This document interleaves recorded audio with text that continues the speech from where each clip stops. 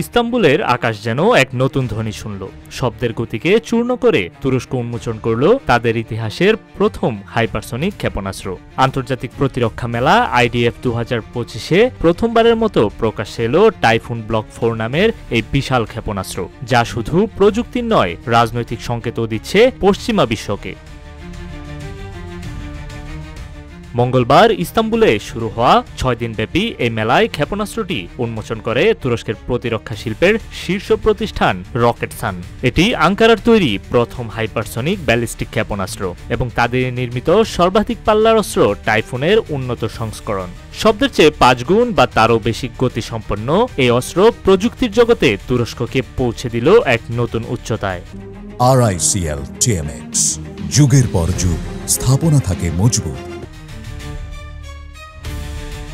প্রতিষ্ঠানটির পক্ষ থেকে জানানো হয়েছে 60 টনেরও বেশি ওজনের টাইফুন ব্লক 4 বহুমুখী ওয়ারহেড সহ বিভিন্ন কৌশলগত লক্ষ্যবস্তুতে আঘাত হানতে সক্ষম। এর নিশানায় থাকতে পারে বিমান প্রতিরক্ষা ব্যবস্থা, সামরিক কমান্ড সেন্টার অথবা শত্রুপক্ষের যেকোনো গুরুত্বপূর্ণ স্থাপনা। তবে শুধু টাইফুনই নয়, এবার প্রতিরক্ষা মেলায় তুরস্ক উন্মোচন করেছে আরও বেশ কিছু অত্যাধুনিক প্রযুক্তি। এর মধ্যে রয়েছে আত্মাকা ক্ষেপণাস্ত্রের সাবমেরিন লঞ্চ সংস্করণ, যার পাল্লা 250 কিলোমিটার ছাড়িয়ে গিয়েছে। তুরস্কের আরেক চমক হল গোকবরা নামের ভিজুয়াল রেঞ্জের বাইরে এয়ার টু এয়ার ক্ষেপণাস্ত্র, যার পাল্লা প্রায় 100 নটিক্যাল মাইল। এটি যুদ্ধবিমান বা ড্রোন থেকে শত্রুর লক্ষ্যবস্তুতে নিখুঁত হামলার সক্ষমতা রাখে। ইস্তাম্বুল ফেয়ার সেন্টার, আতাতুর্ক বিমানবন্দর, WOW হোটেল ও আতাকয় মেরিনায় আয়োজিত এই বৃহৎ প্রতিরক্ষা প্রদর্শনীতে অংশ নিয়েছে 900টির বেশি দেশীয় এবং 400টি বিদেশি প্রতিরক্ষা প্রতিষ্ঠান। বিষয়টি আরেক দিক থেকেও তাৎপর্যপূর্ণ।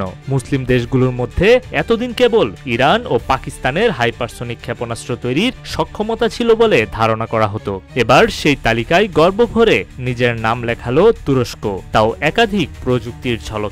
বিশ্ব রাজনীতির এক সন্ধিক্ষণে তুরস্কের এমন সামরিক উত্থান শুধু অস্ত্রের নয়, এক নতুন ভূকৌশলগত বার্তাও বহন করে। তুরস্ক এখন শুধু একজন পর্যবেক্ষক নয়, বরং খেলোয়াড়, আর সেই খেলায় তাদের হাতের তাস এবার হাইপারসনিক।